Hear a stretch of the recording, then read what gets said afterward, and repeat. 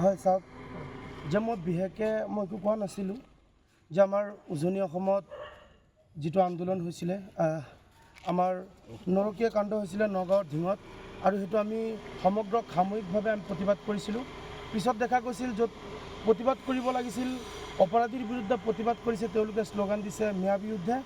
আৰু তাত আমি দেখা পালোঁ কিছু দল সংগঠনৰ সৈতে যে আমাৰ মুছলমান গৰীয়া এছাম কিছু লোকে তাত গৈ পেলাই মিয়া গো বেক, মিয়া হাটাও, আছাম বাচাও বিভিন্ন ধৰণৰ শ্লোগান দিছিলে আৰু তেওঁলোকে টুপি পিন্ধি আহিছিলে। আৰু মই সেই কথাটোহে কৈছিলোঁ। গতিকে মই নাজানো যে অসম চৰকাৰে কি কৰিব বিচাৰিছে, আৰু তেওঁলোকে মোক আটক কৰিছিল যদিও মোক মাতিছিল, মই আহিছিলোঁ আৰু লগে লগে মোক আটক কৰি লৈ গৈছিলে। গতিকে এটা কথা স্পষ্ট যে আমি অসম সংখ্যালঘু সংগ্ৰাম পৰিষদে কেতিয়াও অন্যায়ক আমি প্ৰশ্ৰয় নিদিওঁ, আমি অন্যায়ৰ বিৰুদ্ধে কথা কওঁ, আমি নিজে অন্যায় নকৰোঁ। গতিকে আমাৰ কিছুমান কথাত যিবোৰ কথা আমি আপোনাৰ কাউণ্টাৰ দিব লগা হয়, আমি প্ৰতিক্ৰিয়া প্ৰকাশ নকৰোঁ। তেওঁলোকে যিখিনি কৰে তাৰ বিৰুদ্ধে আমি আমাৰ নিজৰ আত্মসন্মান ৰক্ষাৰ কাৰণে কিছু কথা কওঁ। কিন্তু সেইবোৰ কথাটো যেতিয়া নেকি আমাক গ্ৰেপ্তাৰ কৰে, ইয়াতকৈ আৰু ক'বলগীয়া মোৰ একোৱেই নাই। যিহেতু আজি মই বিশেষকৈ মোৰ সংগ্ৰামী সতীৰ্থ আৰু মোৰ লগত থকা বিশেষকৈ ব্যৱসায়িক সমাজ আৰু বিভিন্ন সমাজৰ যিসকল মোৰ বন্ধুসকলে আজি সঁহাৰি জনাইছে, মই সকলোকে মই চিৰকৃতজ্ঞ। আৰু মই সমূহ অসমবাসী ৰাইজক মই আন্তৰিক অভিনন্দন জ্ঞাপন কৰিছোঁ। আপোনালোকৰ যিটো দুৱা আৰু আশীৰ্বাদ মোৰ ওপৰত আছিলে, সম্পূৰ্ণৰূপে মই বৰ্তমান মুকলি আকাশৰ তলত আছোঁ। গতিকে মই সকলোলৈকে মই এটা আপোনালোকক অনুৰোধ জনাইছোঁ, মই যিমান দিন বাচি থাকোঁ মই ৰাইজৰ হৈ কাম কৰিম। মই কেতিয়াও অন্যায় নকৰোঁ, অন্যায়ৰ বিৰুদ্ধে মোৰ কণ্ঠ অপ্ৰতিৰোধ্য।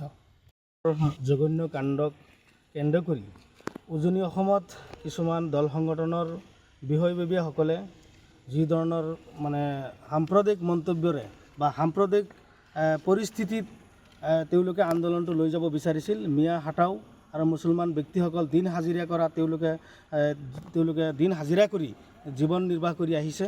আৰু সেই মানুহখিনি একমাত্ৰ যদি তেওঁলোকে দিন হাজিৰা কৰি তেওঁলোকে জীৱন নিৰ্বাহ কৰি আছে ঠিক, কিন্তু উপকাৰ হৈ আছে সেই উজনি অসমৰ মানুহখিনিৰ।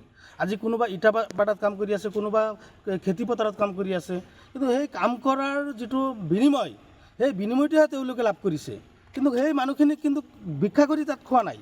কিন্তু আজি সেই প্ৰতিবাদত আমি দেখিছোঁ গৰীয়া কিছুমান আমাৰ মুছলমান গৰীয়া কিছুমান ব্যক্তিসকলেও সেই প্ৰতিবাদত গৈ আমাৰ মিয়াসকলৰ বিৰুদ্ধে যি ধৰণৰ মন্তব্য কৰিছিল, আৰু সেই মন্তব্যৰ যিটো আৱেগ প্ৰকাশ কৰিছে আমাৰ মুছাব্বিৰে, হয়তো ইয়াত দুই এটা কথা অলপ তেওঁৰ ফালৰি কাটিছে, যাৰ কাৰণে নেকি আমাৰ গৰীয়া সমাজে মনত কষ্ট পাইছে। আমাৰ উদ্দেশ্য এইটো নহয় যে এটা জনগোষ্ঠীক আমি তেওঁলোকৰ হেয় প্ৰতিপন্ন কৰাৰ আমাৰ উদ্দেশ্য নহয়। আৰু ইতিমধ্যে আমাৰ জিলা সভাপতিৰ লগত এই ক্ষেত্ৰত মই আলোচনা কৰি আছোঁ যে আমাৰ কিছুমান বক্তব্য, যিটো বক্তব্যৰ কাৰণে, যিটো মন্তব্যৰ কাৰণে এটা জনগোষ্ঠীৰ মানুহে কষ্ট পায়, এইটো আমি কেতিয়াও নিবিচাৰোঁ।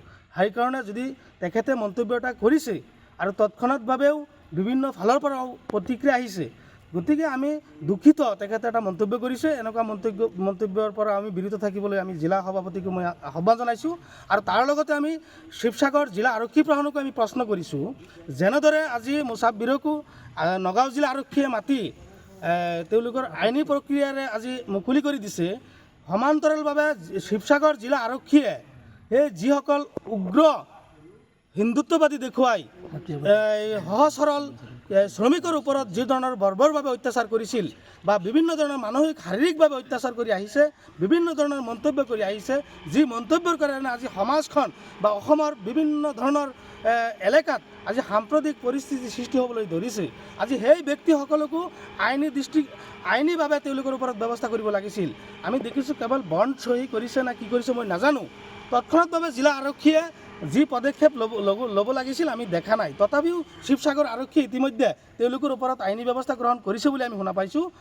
আৰু আমি বিভিন্ন জাতীয় দল সংগঠনক আমি আহ্বান কৰিছোঁ যে আমি এটা সংগঠনৰ নেতৃত্ব দিওঁ, আমি কোনো জনগোষ্ঠীৰ মানুহক টাৰ্গেট কৰি এনেকুৱা মন্তব্য আমি নিদিবলৈ আমি আহ্বান জনাইছোঁ। যে মিয়া হাটাও, আজি সেই ব্যক্তিসকলক আমি প্ৰশ্ন কৰিছোঁ যে আপোনালোকে ভাৰতৰ সংবিধানখন পঢ়ি চাব, যদি ভাৰতৰ সংবিধানখনত যে আমাৰ অসমত জন্মগ্ৰহণ কৰা শ্ৰমিকসকল যদি অসমত থাকিব নোৱাৰে তেনেকুৱা কথা যদি সংবিধানত আছে আমি নিশ্চয় সেই উজনি অসমত দিন হাজিৰা কৰা কাম কৰা ব্যক্তিসকলক আমি তাৰ পৰা উভতাই লৈ আহিম আৰু তেওঁলোকক যদি মৌলিক অধিকাৰ গণতান্ত্ৰিক অধিকাৰ সংবিধানে দিছে তেনেহ'লে সেই মানুহখিনিক শৃংখল চলিয়াৰ দৰে বা বিভিন্ন ধৰণৰ নেতাসকলে তাৰ পৰা খেদি পঠোৱা মানে এইটো এটা আইন বিৰোধী কাম তেওঁলোকে হাতত লৈছে গতিকে তেনেকুৱা কাম আমি নকৰিবলৈ বিভিন্ন সময়ত আমি বিভিন্ন ধৰণৰ গণতান্ত্ৰিকভাৱে আমি তেওঁলোকৰ বিৰুদ্ধে আমি কথা কৈ আহিছোঁ তাৰ উপৰিও যদিও আৰক্ষী আমাৰ ওপৰত ব্যৱস্থা লয় ইয়াতকৈ আৰু দুৰ্ভাগ্যজনক হ'ব আমি নিবিচাৰোঁ আমি আশাও কৰা নাছিলোঁ গতিকে যিয়েই নহওক আমি সংখ্যালঘু সংগ্ৰাম পৰিষদ আমি অটুট আছোঁ যিসকল অপশক্তি যিসকল সমাজ বিৰোধী কাম কৰে যিসকল অন্যায় কৰে যিসকল অসমৰ শান্তি সম্প্ৰীতি নষ্ট কৰিবলৈ চেষ্টা কৰে এওঁলোকৰ বিৰুদ্ধে আমি গণতান্ত্ৰিকভাৱে যিকোনো পৰ্যায় আমি তেওঁলোকক ৰোধ কৰিবৰ কাৰণে তেওঁলোকে যেতিয়া আক্ৰমণ কৰিব আৰু প্ৰতি আক্ৰমণ আমাৰ নিশ্চয় কৰিব লাগিব কাৰণ আমি প্ৰতি আক্ৰমণটো আমি আইনীগতভাৱে কৰিম আমি আইন হাতত লৈ আমি কাৰোবাৰ ওচৰত আমি প্ৰতি আক্ৰমণ কৰিবলৈ নাযাওঁ গতিকে ইতিমধ্যে জিলা সভাপতি মুছাব্বিৰ আলী ডাঙৰীয়াক নগাঁও জিলা আৰক্ষীয়ে যেনেদৰে লৈ গৈছে আইনী প্ৰক্ৰিয়াৰে মুকলি আকাশৰ তলত দিছে সেইবাবে নগাঁও জিলা আৰক্ষীক আমি ধন্যবাদ জ্ঞাপন কৰিছোঁ। ধন্যবাদ।